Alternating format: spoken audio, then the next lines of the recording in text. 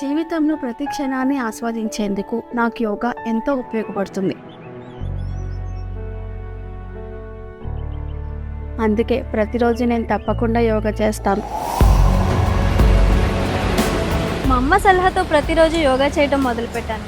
Social media తగ్గింది, చదువులో focus పెరిగింది. ప్రతిరోజు యోగా చేయడం వల్ల జీవితంలో కన్ఫ్యూజన్ తగ్గుతుంది, క్లారిటీ పెరుగుతుంది.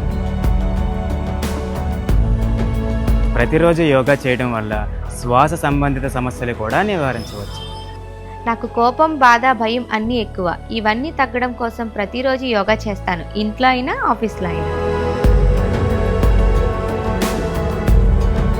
నా వయసు 74 సంవత్సరాలు. నాకు ఇప్పటికీ గుండె సమస్యలు కానీ బీపీ, షుగర్లు కానీ లేకపోవటానికి కారణం నేను ప్రతిరోజు యోగా చేస్తాను కాబట్టే. నేను రోజు యోగా చేయడం వల్ల రోజంతా యాక్టివ్గా ఉండగలుగుతున్నాను. ప్రతిరోజు యోగా చేయడం వల్ల నేను చాలా ప్రశాంతంగా నిద్రపోగలుగుతున్నాను. అందుకే పాపకి ఇప్పటి నుంచే యోగా అలవాటు చేస్తున్నాను. నాకు ట్రెక్కింగ్ అంటే చాలా ఇష్టం. నా మైండ్ అండ్ బాడీ ఫిట్గా ఉండడానికి నేను ప్రతిరోజు యోగా చేస్తాను. ప్రతిరోజు యోగా చేయడం వల్ల జీవితంలో ఎంతో సహనంగా ఉండగలుగుతున్నాను.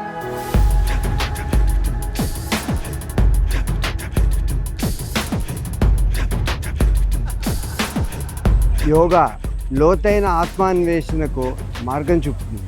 ఈ జూన్ 21న విశాఖపట్నంలో జరిగే ప్రపంచ యోగా దినోత్సవంలో ప్రధానమంత్రి శ్రీ నరేంద్ర మోదీ గారు మరియు ముఖ్యమంత్రి శ్రీ నారా చంద్రబాబు నాయుడు గారితో కలిసి యోగా చేయడం ప్రారంభిద్దాం. ఆరోగ్యం, ఆనందం ఇంకా ప్రశాంతమైన జీవితానికి అడుగులేద్దాం. యోగా వ్యాయామం మాత్రమే కాదు, మన జీవన విధానం.